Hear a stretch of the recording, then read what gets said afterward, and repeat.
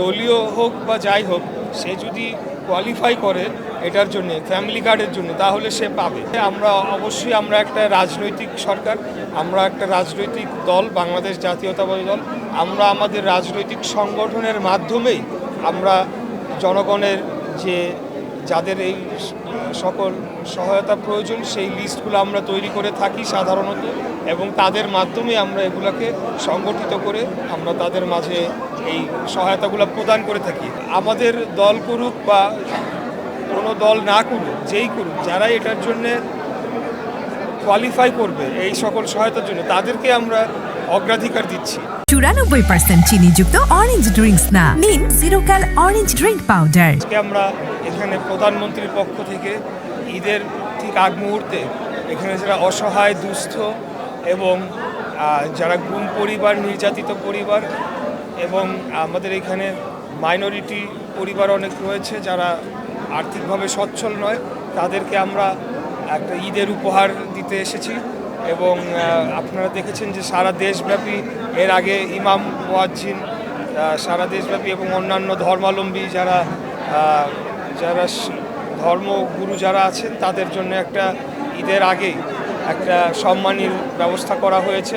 এছাড়া বিভিন্ন সামাজিক সোশ্যাল সেফটি নেটের আওতায় বিভিন্ন কার্যক্রম গ্রহণ করা হচ্ছে। তো বিষয়টি অবশ্যই পজিটিভভাবেই দেখছি।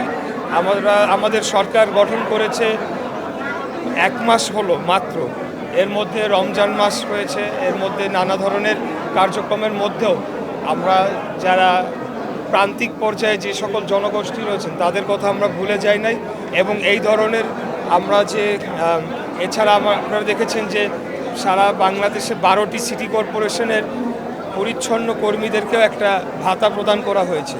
তো আমরা এই ধরনের যে চ্যারিটেবল কাজ সবসময় বাংলাদেশ জাতীয়তাবাদী দল বিএনপি করে আসছে। এখন আমরা যেহেতু সরকার গঠন করেছি, আমরা এটার ব্যাপ্তিটা আরও বৃদ্ধি করতে পেরেছি। আমরা সরকারের যে রিসোর্সেস আছে সেগুলোকে সঠিকভাবে কাজে লাগানোর চেষ্টা করছি এবং যাদের এই অর্থের প্রয়োজন তাদেরকে আমরা কিছুটা সাহায্য করার চেষ্টা করছি। আমি মনে করি যে এই অভিযোগটা সম্পূর্ণ অসত্য। অবশ্যই এখানে দলীয় হোক বা যাই হোক, সে যদি কোয়ালিফাই করে এটার জন্য ফ্যামিলি কার্ডের জন্য, তাহলে সে পাবে। তো একই রূপে আমরা একটা রাজনৈতিক সরকার, আমরা একটা রাজনৈতিক দল, বাংলাদেশ জাতীয়তাবাদী দল।